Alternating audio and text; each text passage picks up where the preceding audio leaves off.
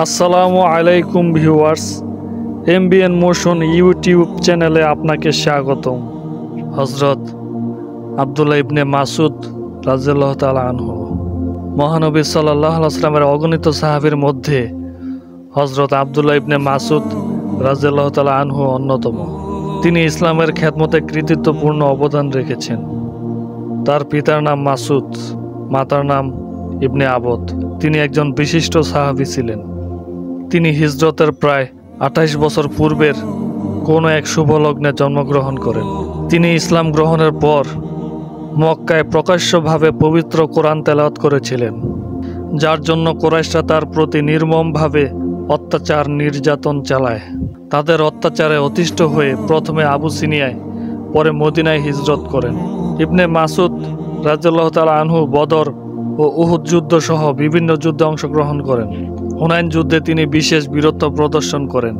হযরত উমর রাদিয়াল্লাহু তাআলা আনহুর যুগে সংঘটিত ঐতিহাসিক ইয়ারমুক যুদ্ধেও তিনি অংশগ্রহণ করেন। ইসলাম গ্রহণের পর মহানবী সাল্লাল্লাহু আলাইহি ওয়াসাল্লাম তাকে নিজ পরিবারের মধ্যে শামিল করে নেন, এমনকি তাকে তার আপনজনের অন্তর্ভুক্ত করে নেন। নতুন কোনো আগন্তুক আসলে ইবনে মাসউদ রাদিয়াল্লাহু তাআলা আনহুকে মহানবী সাল্লাল্লাহু আলাইহি ওয়াসাল্লামের পরিবারের সদস্য মনে করত। তিনি ছিলেন মহানবী সাল্লাল্লাহু আলাইহি ওয়াসাল্লামের বিশেষ খাদেম। রাসূলুল্লাহ সাল্লাল্লাহু আলাইহি ওয়াসাল্লামের একান্ত গোপনীয় ব্যাপার সম্পর্কেও তিনি ওয়াকিফ হাল ছিলেন। তিনি ছিলেন মহানবী সাল্লাল্লাহু আলাইহি ওয়াসাল্লামের সফর সঙ্গী।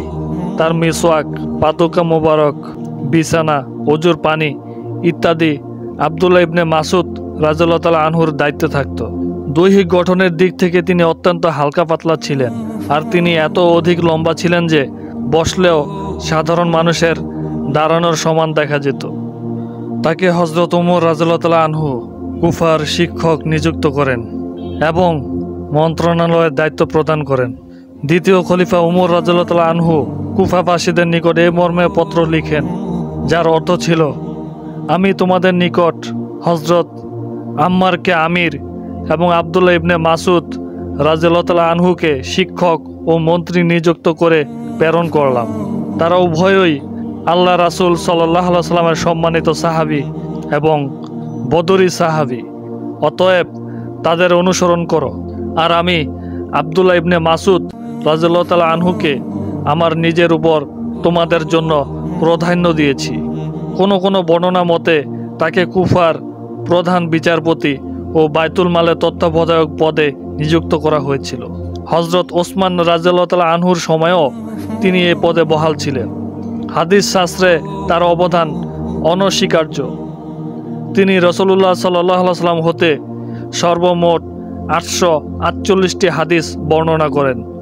তন্মধ্যে বুখারী ও মুসলিমে 68টি, এককভাবে বুখারীতে 21 আর মুসলিমে 35টি হাদিস লিপিবদ্ধ হয়েছে। হাদিস শিক্ষার ব্যাপারে তিনি ছিলেন অত্যন্ত আগ্রহী, তীক্ষ্ণ ধীশক্তি সম্পন্ন এবং দুনিয়াবিমুখ ও নবী প্রেমিক। অসংখ্য সাহাবী ও তাবিঈ তার থেকে হাদিস বর্ণনা করেছেন। তিনি বাহ্যিক আচরণ এবং চালচলনে ছিলেন মহানবী সাল্লাল্লাহু আলাইহি ওয়াসাল্লামের সদৃশ্য, আর ন্যায়নিষ্ঠা, দক্ষতা ও বিচক্ষণতার এক জীবন্ত প্রতীক। মহানবী সাল্লাল্লাহু আলাইহি ওয়াসাল্লাম তার জন্য জান্নাতের সুসংবাদ দান করেন। মহানবী সাল্লাল্লাহু আলাইহি ওয়াসাল্লাম একদা বলেন, উম্মে আবেদের পুত্র তথা আব্দুল্লাহ ইবনে মাসউদ আমার উম্মতের জন্য যা পছন্দ করে আমিও তা পছন্দ করি, আর যা সে অপছন্দ করে আমিও তা অপছন্দ করি। তিনি একজন বড় মুহাদ্দিস ও মুফাসসির ছিলেন। মহানবী সাল্লাল্লাহু আলাইহি ওয়াসাল্লাম তার কোরআনের জ্ঞানের সাক্ষ্য দিয়েছেন। তিনি ইরশাদ করেছেন, যার অর্থ, 4 জন থেকে কোরআন শিক্ষা করো। তারা হলেন আব্দুল্লাহ ইবনে মাসউদ, সালেম, মুআজ, উবাই ইবনে কাব রাদিয়াল্লাহু তাআলা আনহু। তিনি 32 হিজরিতে 60-এর অধিক বয়সে মদিনা অথবা কুফা নগরীতে ইন্তেকাল করেন। অধিকাংশের মতে তিনি মদিনায় ইন্তেকাল করেন।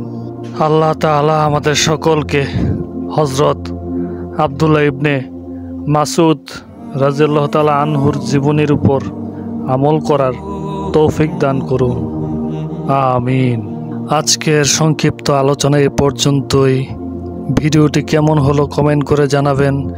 সবাই নতুন ভিডিও পেতে চ্যানেলটি সাবস্ক্রাইব করুন, দেখা হবে নতুন কোনো ভিডিওতে।